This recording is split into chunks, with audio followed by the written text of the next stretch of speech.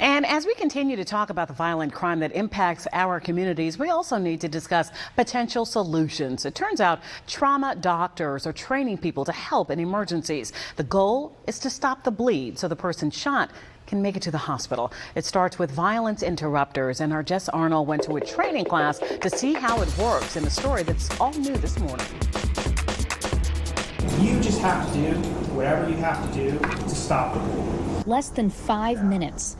That's how quickly Dr. James Wallace says someone can bleed out. So whatever you can do to slow that blood loss is going to be a benefit to that person and is going to help that person arrive alive to the hospital so that the surgeons there can do something for them. That's why Dr. Wallace, a trauma fellow at MedStar Washington Hospital Center, is helping to lead Stop the Bleed trainings in partnership with Peace for DC. This is extremely important. There's not many days over at Hospital Center that we don't see a shooting victim. This time, they're teaching violence interrupters and activists, like Training Grounds Program Director Dwayne Falwell.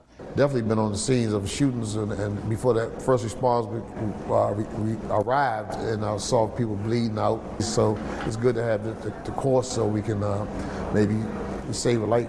The MedStar team teaches the ABCs of stopping the bleed. A for alert, and that means calling 911.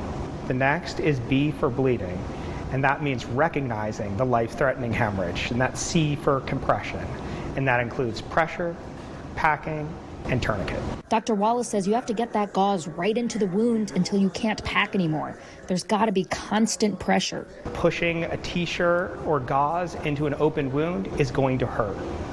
Placing a tourniquet correctly is going to hurt. But these are the steps that have to happen in order to save somebody's life. And that's what these folks hope to do. The more we learn, the more educated we are, the more effective we can be in the street. Good pressure, good pressure, good pressure.